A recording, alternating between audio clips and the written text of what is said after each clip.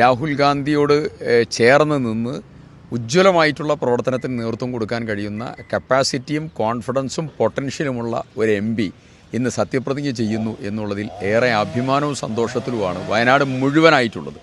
അത് ഞങ്ങൾക്ക് വയനാട് ദേശീയ രാഷ്ട്രീയത്തിൻ്റെ ഒരു ഭാഗമായല്ലോ, അതിൽ അനൽപമായിട്ടുള്ള സന്തോഷമുണ്ട്.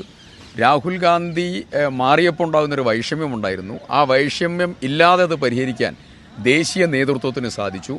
അവർ വയനാടിൻ്റെ പ്രശ്നങ്ങളെ മുഴുവൻ ആകുലതകളെ അറിഞ്ഞ് പരിഹരിക്കാൻ നല്ല രീതിയിലുള്ള ഇടപെടലിലേക്ക് രാഹുൽ ഗാന്ധിയെപ്പോലെ അവരുടെ ഒരു പ്രാഗൽഭ്യമുള്ള നേതൃത്വം ഞങ്ങൾക്കുണ്ട് എന്നുള്ള സന്തോഷം. വയനാട് പാർലമെൻറ്റ് മണ്ഡലത്തെ സംബന്ധിച്ചിടത്തോളം ഏറ്റവും സന്തോഷകരമായ ഒരു ദിവസമാണ്. കാരണം ഞങ്ങൾ ചരിത്രത്തിൻ്റെ ഒരു ഭാഗമാവുകയാണ്.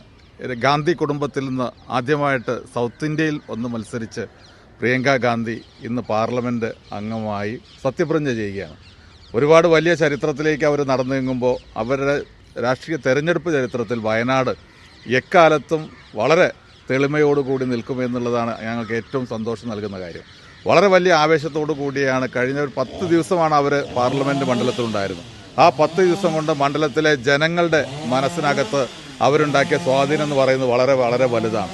ഞങ്ങൾ തെരഞ്ഞെടുപ്പ് കമ്മിറ്റി അറേഞ്ച് ചെയ്ത സ്വീകരണ സമ്മേളനങ്ങൾ ഞങ്ങളുടെ പ്രതീക്ഷയ്ക്ക് അപ്പുറത്ത് വളർന്ന് വലുതായി ഒരു ജനസാഗരമായി മാറിയത് അവർക്ക് ജനങ്ങളോടുള്ള ഒരു ബന്ധത്തിൻ്റെ പേരിലാണ്. അതുകൊണ്ട് അവർ വലിയ ഭൂരിപക്ഷം തിരഞ്ഞെടുത്തു.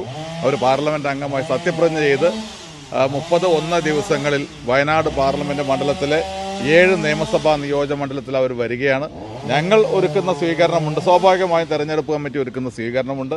പക്ഷേ ഞങ്ങൾക്കറിയാം ഞങ്ങളുടെ സ്വീകരണമായിരിക്കില്ല, അത് ജനങ്ങളുടെ സ്വീകരണമായിരിക്കും. വയനാട് പാർലമെൻറ്റ് മണ്ഡലത്തിൽ എല്ലാ വിഭാഗം രാഷ്ട്രീയത്തിനപ്പുറത്തുള്ള ജനങ്ങളുടെ സ്വീകരണമായിരിക്കും അവർക്ക് നൽകുക.